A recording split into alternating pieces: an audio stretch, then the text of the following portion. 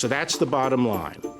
After nearly 2 years of investigation, thousands of subpoenas, hundreds of warrants, and witness interviews, the special counsel confirmed that the Russian government sponsored efforts to illegally interfere with the 2016 presidential election, but did not find that the Trump campaign or other Americans colluded in those efforts. The Deputy Attorney General and I concluded that the evidence developed by the special counsel is not sufficient to establish that the president committed an obstruction of justice offense.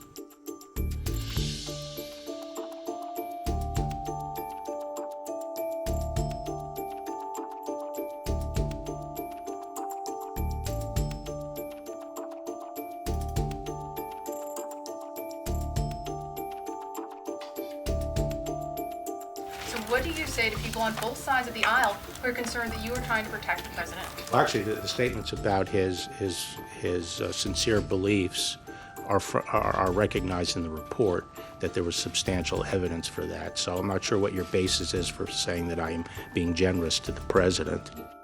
There is substantial evidence to show that the president was frustrated and angered by his sincere belief that the investigation was undermining his presidency, propelled by his political opponents, and fueled by illegal leaks.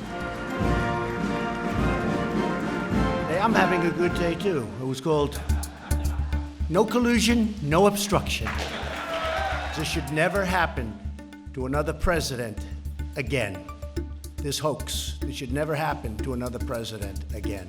Honestly, it's time to move on. Total exoneration. The president's in a great mood.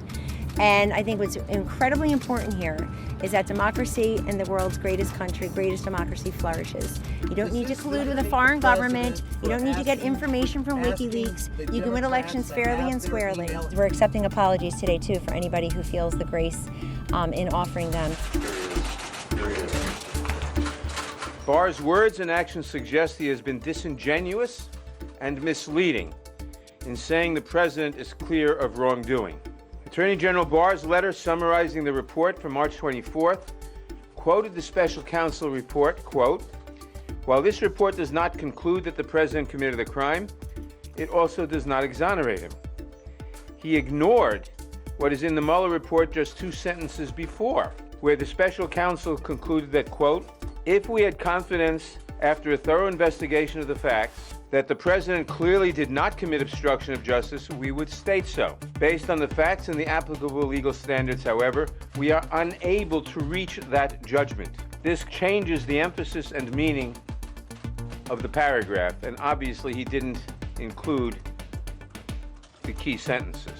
That is why I have formally requested that the special counsel Mueller testify before the House Judiciary Committee as soon as possible so we can get some answers to these critical questions. The report outlines multiple attempts by the president to mislead the country, to interfere with the investigation, to make false statements to the American people, and to urge others to lie to the American people. Whether these acts are criminal or not, whether the obstruction of justice was criminal or not, or whether these contacts were sufficiently illicit or not to rise to the level of a criminal conspiracy, they are unquestionably dishonest, unethical, immoral, and unpatriotic, and should be condemned by every American. That is not the subject of vindication. That is the subject of condemnation.